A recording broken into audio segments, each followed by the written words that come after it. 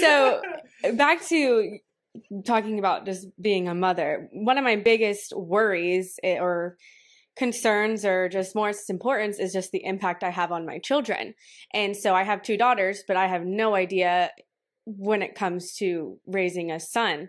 So what do you think is like the most important virtue or aspect or most important thing your mom taught or did for you as a man that I could help my son become successful? Or is that my place or is that his father's place? What, if you understand where I'm getting at.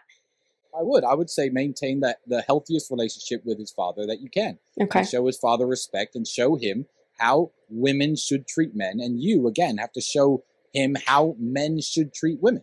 I think that it's very, very important. So I think the best thing you can do is, mothers have done this for 250,000 years without fault, and it seemed to work so far now. You don't need to know how to be a man. You don't need to learn how to be masculine. You don't need to hold boxing pads for him and teach him how to throw his first punch. But you do have to create a home that's welcoming enough and nice enough that makes the father always think, you know what, I want to be home. I love being home. I love spending time with my kids. So he'll be around your son. So that's what I would say your role is. Pardon me for intruding, but you did ask. So what about Hustlers University? Because, I want to empower men and women in any way possible for financial freedom. And from what I've heard about Hustlers University is that it has a lot of good stuff in it. What can you tell us about that? Well, Hustlers University is actually a very simple program. It's very simple, but it would not have been possible to build without the network that myself and my brother had created for the 5 years running up to the launch of Hustlers University. It's essentially 18 millionaires who we verified as millionaires, and most we knew personally at the time. They were members of our war room. We invited and interviewed everybody, and we said, look, guys, I know you guys are rich. You're already rich. But I'm Tristen Tate, and my brother is, let's not say his name, but on your podcast. And we guarantee you that if we put this program together, it's going to do well. So all the professors get paid. They get paid a percentage of how big the company is. So what you have to understand is I had multi-millionaires for months working for $500 a week, working their asses off, teaching people their particular way of wealth creation. A stock trader, a crypto professional, an affiliate marketing guy, a guy who runs Amazon e-shops. And they were teaching people lessons for next to nothing. They had the faith in myself to help me launch this program. So all it is a very simple system. Right now, if you're a young man and you pick up your phone, how many millionaires are talking to you? How many millionaires are teaching you how to make money? How many millionaires are giving you business advice and lessons per day? 0 millionaires. Whereas if you join the Hustlers University, you will have 18. 18 millionaires teaching 18 different ways of modern wealth creation. And all the stuff that's been said about it, the program is still going absolutely wonderfully. It's still going very, very strong. The number of students is growing, month on month.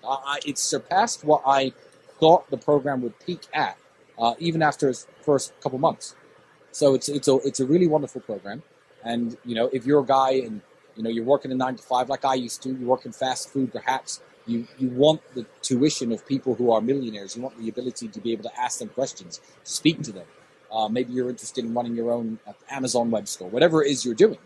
For $49, you now get access to all those millionaires, which is, I think, a very unique thing.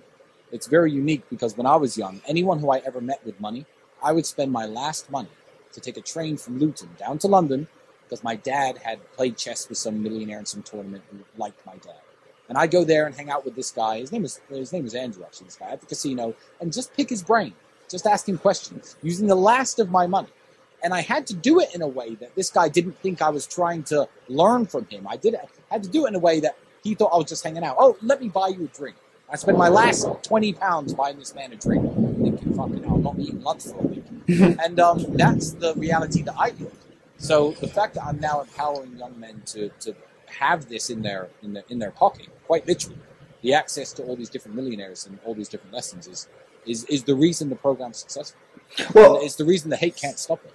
Well, the thing is, you keep saying young men. So let's say a woman doesn't want to have children. Do you have any women in Hustlers University?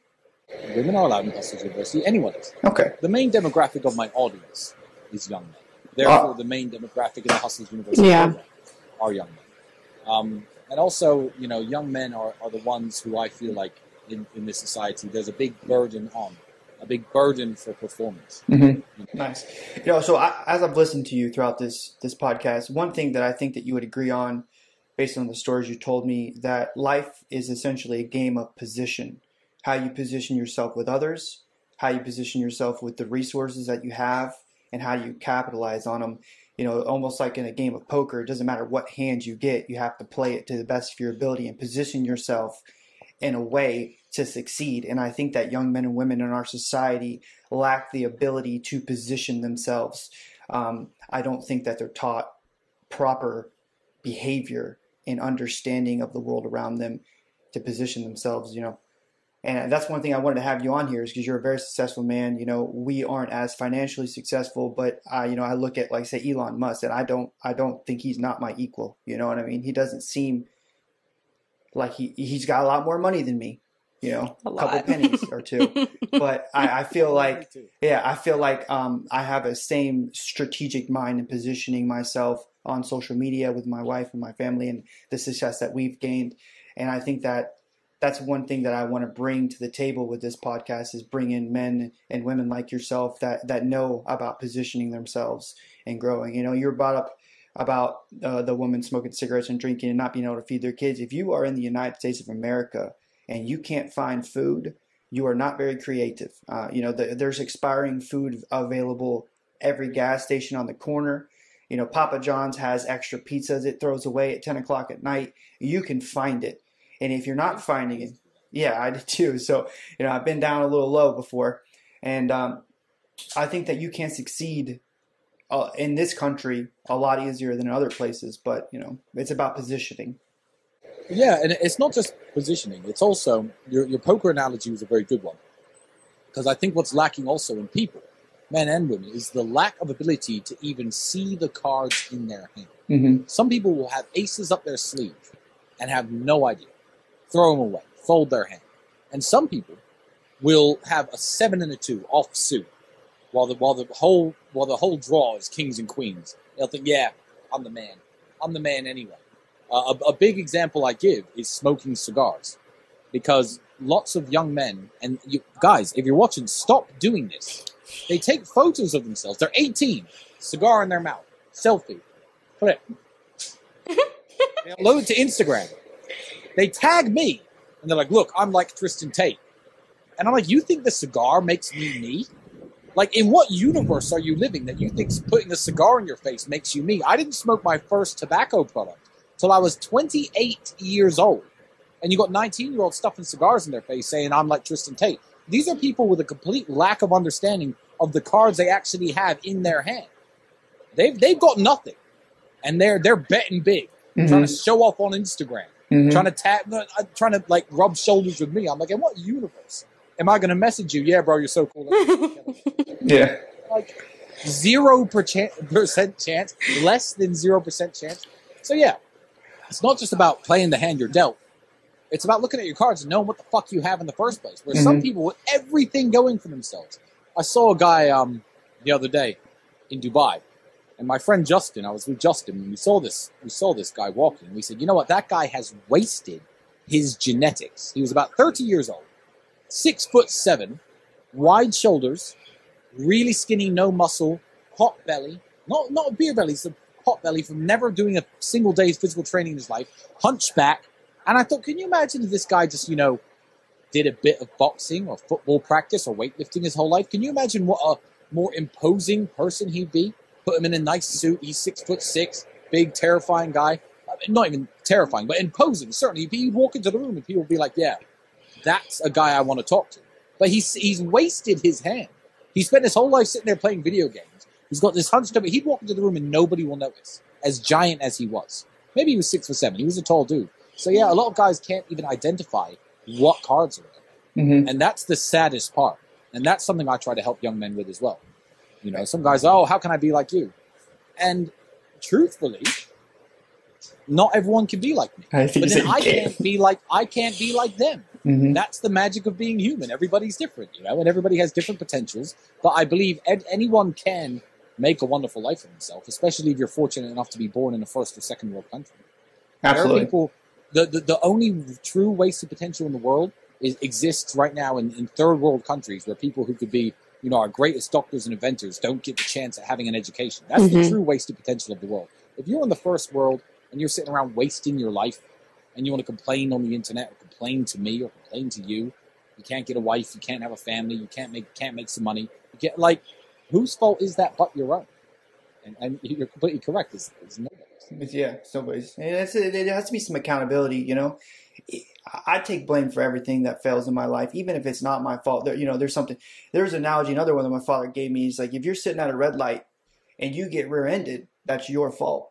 And I was like, why? He said, you're supposed to be looking in your rearview mirror. You're supposed to move out of the way. You're supposed to be aware. Every 10 seconds you look in that rearview mirror, And I got in a motorcycle accident like 10 years after that. A lady pulled out, ran a light, hit me. That's my fault. My headlight was pointing at the ground a little bit. She might not have seen me. I should have known that there's a possibility she's going to pull out. I should have been aware. And obviously people are like, oh, it's not your fault. Everything's your fault. Everything. This was a female driver, right?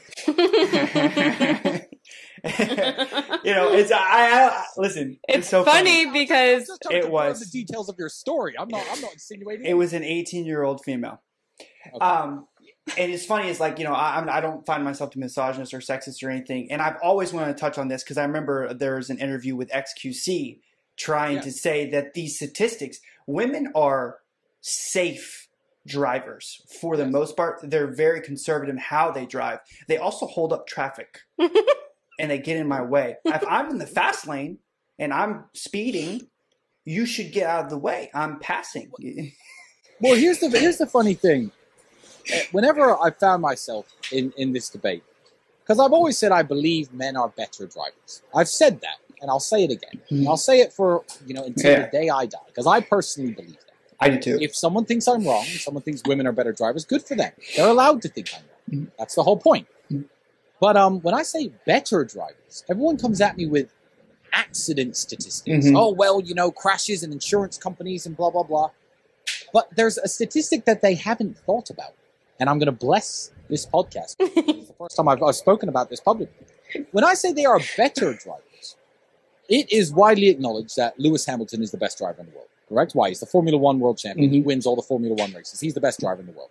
Now, does Lewis Hamilton crash more than the average man or woman on the street? Yeah, well, yeah, he does, because he's a Formula One driver. But the point of being a good driver is the ability to excel at driving. Now, did you also know that Formula One, the premier racing league in the entire world, has no male and female section? It is a mixed male and female sport. And of the 700, but please correct me if I'm wrong, anyone who's watching this, of the 771 Formula One drivers in the entire history of the sport, 5 have been men, and the rest have been men. So there's a statistic. Let's forget the accidents. Let's forget the crashes. If you really want to get nerdy and talk about statistics, which I don't, by the way, I'm just talking about my own personal belief and my own personal experience. I believe that men are better drivers. But if you really want to get nerdy and look at statistics, the best driving federation in the world that houses the best drivers in the world, of which the champion of this federation is always referred to as the best driver on earth, is a mixed male and female sport. 771 drivers, 5 women. So there's a statistic right now that should shut a lot of people up. I mean, I can't talk because I've totaled 2 cars. So yeah, I will also say this as well. Most men are bad drivers, too. Oh yeah. So I'm a great driver, but I've also done 150 miles an hour in an STI. You know what I'm saying? I rode go-karts growing up. I rode dirt bikes. I have experience. So. Well, if you take anything, 50% of people are below average, aren't they? Yes. People. So I always say, oh, these guys are dumb, that guy's dumb. You can't call people dumb. 50% of people are below average intelligence. That's the way intelligence works. That's the way driving ability works. 50% of all people are below average drivers. I've seen men do stupid things on the road. I've seen women do stupid things on the road.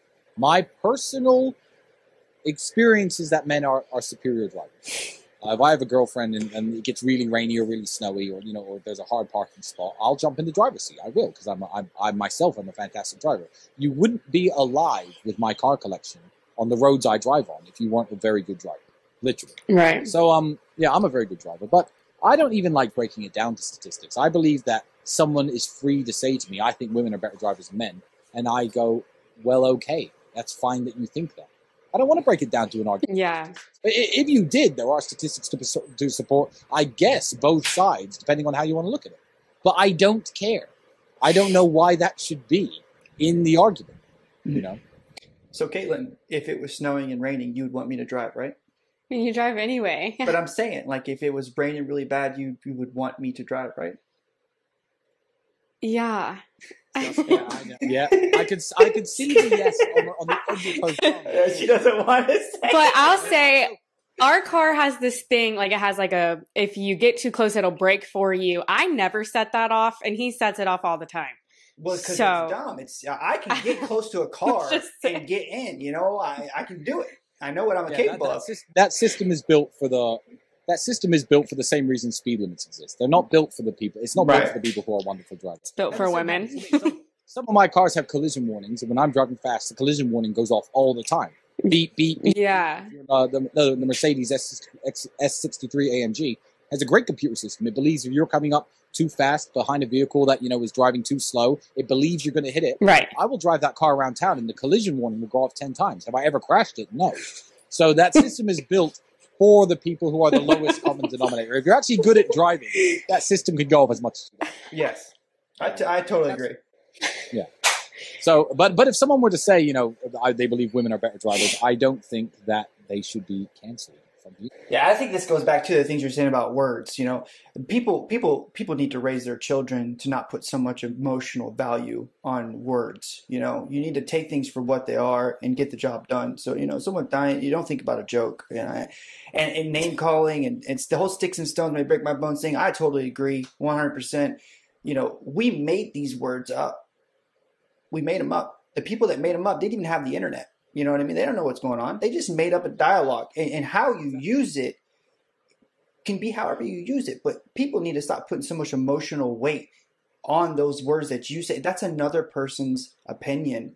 It should not affect you this much. You need to work on your self-control. That's the way I see it. I think Jordan Peterson, I don't know if you know who he is or not, he was also one that was taken off Twitter because he expressed his opinion about a very valid thing. I don't want to get into it too much, but it's tough. Isn't that sad that we can't even talk about it now? Yeah.